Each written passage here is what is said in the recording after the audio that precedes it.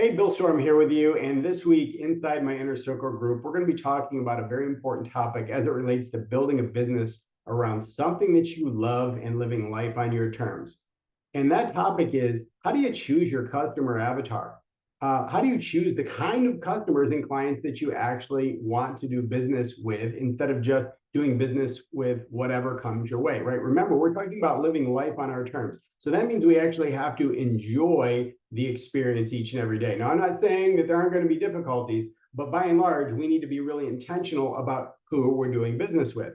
So that got me thinking more. And I thought to myself, well, what about existing business owners who are ready to build a team? Well, what is the qualification process behind building a team? How do we choose people that are going to be a great fit to our culture? Somebody who's going to bring us great positive energy, somebody who's going to be productive, somebody who's going to be a self-starter versus that person that you bring on board and you regret that you brought them on board.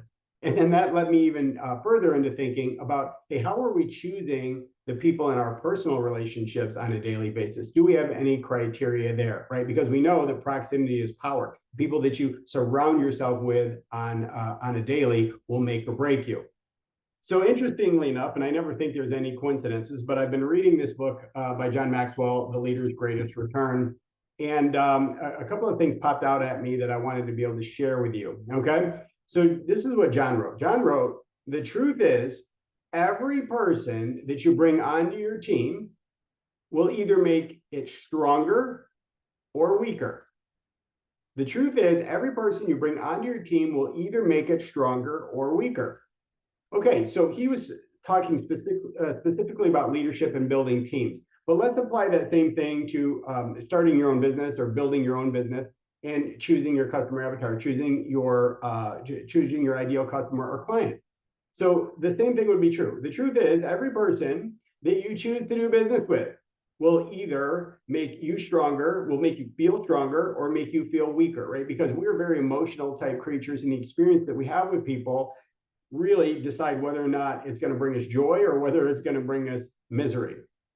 Now, the same thing would also be true in our personal relationships, now, wouldn't it? The truth is, every person that we bring into our inner circle, into our daily world, the small group of people that we choose to call friend, right, or family that we choose to spend time with on a regular basis, will either lift us or it'll bring us down.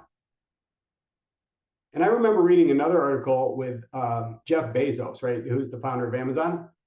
And he said something similar. He said, I'd much rather interview 50 people and not hire anyone than to hire the wrong person. Let's think about that for a second. I'd much rather interview 50 people and not hire anyone than hire the wrong person. Now, I've had something similar happen in my life. For example, as the speaker with the Tony Robbins group, one of the things that one of the processes that they have in place is to hire slowly and fire quickly, right? Hire slow, fire fast.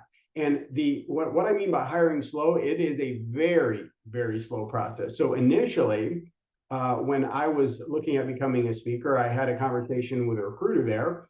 And he was saying to me, he said, you know, Bill, we look for very, very specific kinds of people. We look for people generally that are athletes of some kind because we know that they are disciplined. We know that they're used to hard work and they're competitive. And I thought to myself, you know, that's very smart because in the role of a speaker for the number one company in personal growth and development in the world, right? You're looking for world-class level people. So it only makes sense that you're looking for people that have those qualities, right? There's certain characteristics that you have to have. And then the process of hiring very, very slowly, taking a long time in order to hire that person makes sense because now you can see what their actual character is, what they're made of. Are they willing to stick to it, right? Even though they're not getting anything from it, or it doesn't feel like they're getting any kind of compensation for the time spent, they understand that they are investing in themselves and in their future, and they're literally building themselves right into that position. So I really love that. And so Tony Robbins takes that basically the same approach as Jeff Bezos does, right? He says, you know, I'd rather take the time to make sure that I'm putting the right people in my circle because there's nothing worse than getting the wrong person in your circle and then having to get rid of that person. So there's the question for you, right? Think about it just for a second. what does your current thinking process look like when you're looking at bringing on a new customer? I know for me, in the past, I haven't taken enough time to qualify a customer or a potential customer or potential client, and many times it has cost me. And it really hasn't cost me, well, I guess it would, I guess I would say it's cost me money, but it's definitely cost me time. It's definitely been aggravating at times. Sometimes it's made me anxious.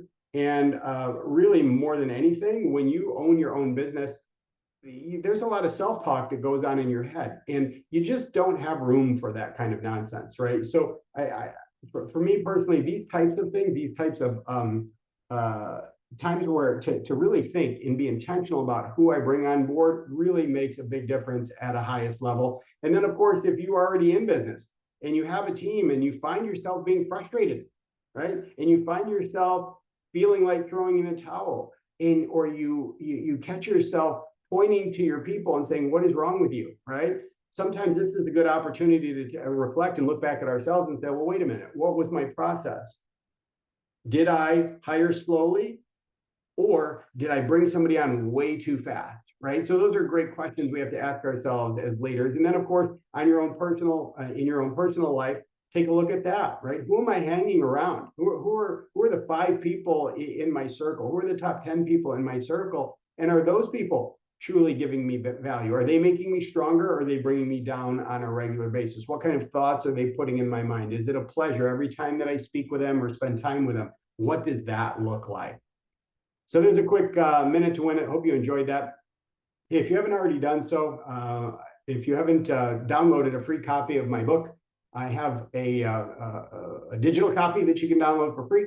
I also have an audio version, which I absolutely love. And all you have to do is head over to billstorm.com and you can download a free copy of it right there. And then, of course, if you want a beautiful hard copy for your success library, it is available on Amazon as well. But just to get started, go ahead and go to billstorm.com, download your free copy. You'll get you'll be taken to a quick little thank you page, and there'll be a link on there for Amazon as well if you'd like to take a look at getting that hard copy.